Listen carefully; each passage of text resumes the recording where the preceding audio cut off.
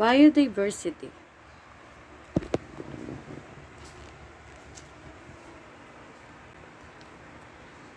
Biodiversity is a term used to describe the enormous variety of life on Earth. It can be used more specifically to refer to all of the species in one region or ecosystem.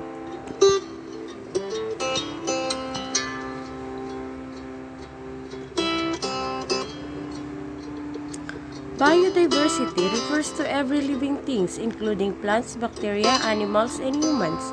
Scientists have estimated that there are around 8.7 million species of plants and animals in existence.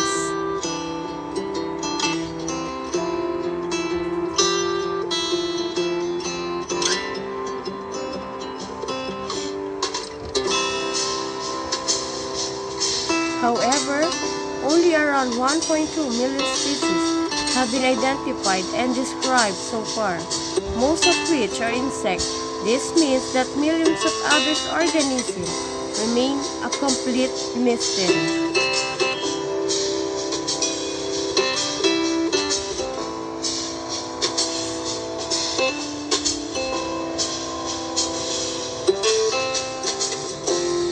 Over generations, all of the species that are currently alive today have evolved unique traits that make them distinct from other species.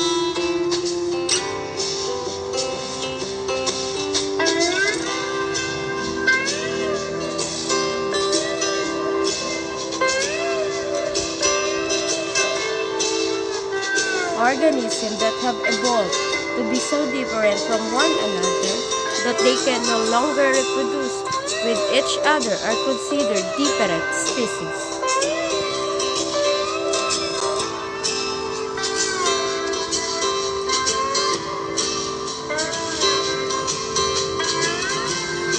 Scientists are interested in how much biodiversity there is on a global scale, given that there's still so much biodiversity to discover.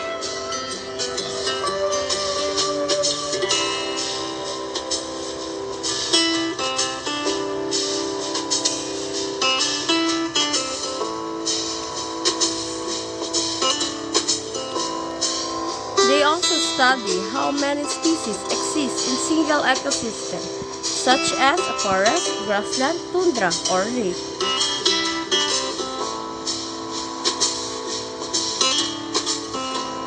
A single grassland can contain a wide range of species, from beetles to snakes to antelopes.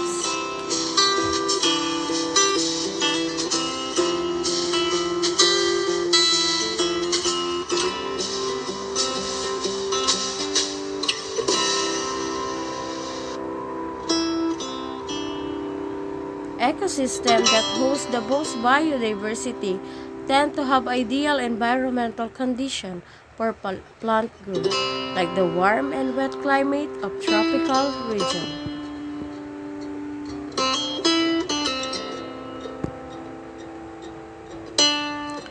Ecosystem can also contain species too small to see with the naked eye. Looking at sample of soil or water through a microscope reveals a whole world of bacteria and other tiny organisms.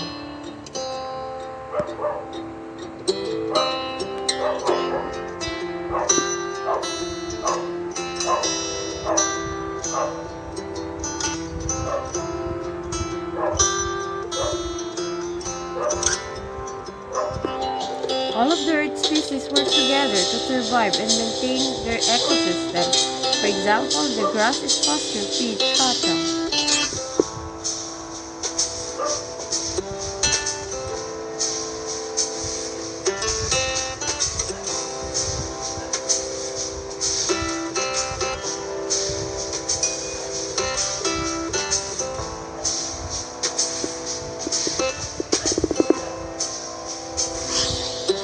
Cattle then produce manure that return nutrients to the soil, which help to grow more grass.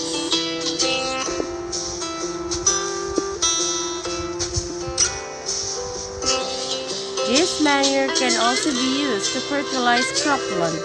Many species provide important benefits to humans. including food, clothing, and medicine.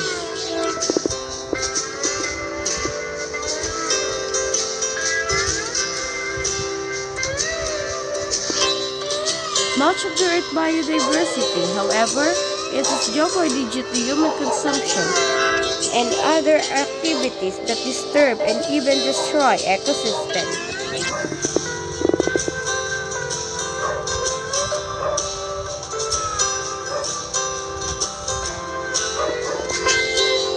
Much of the Earth's biodiversity, however, it is in jeopardy due to human consumption and other activities that disturb and even destroy ecosystems.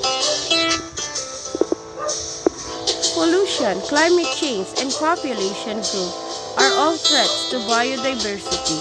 These threats have caused an unprecedented rise in the rate of species extinction.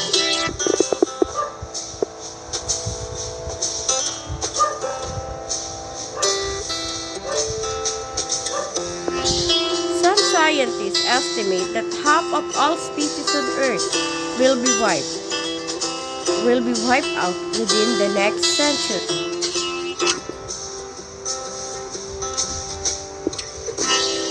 Conservation efforts are necessary to preserve biodiversity and protect endangered species and their habitat.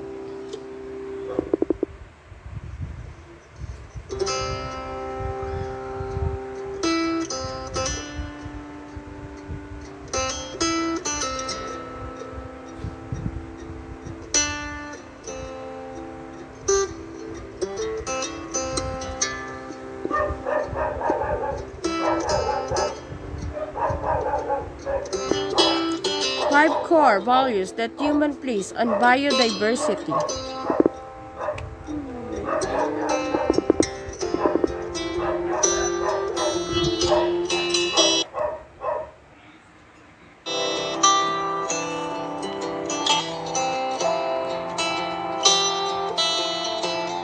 Economic. Biodiversity provides humans with raw materials for consumption and production. Many livelihoods, such as those of farmers, butchers, and timber workers, are dependent on biodiversity.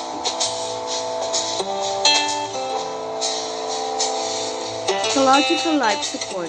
Biodiversity provides functioning ecosystems that supply oxygen, clean air and water, pollination of plants, pest control, wastewater. Recreation. Many recreational pursuits rely on our unique biodiversity such as bird watching, hiking, camping, and fishing. Our tourism industry also depends on biodiversity. Cultural. The Australian culture is closely connected to biodiversity through the expression of identity, through spirituality, and through aesthetic appreciation.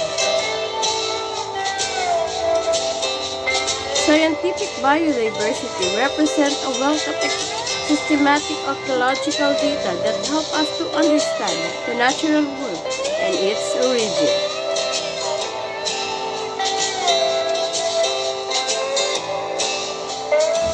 Biodiversity is extremely important to maintain the ecological system. Most network, many species of plants and animals are dependent on each other.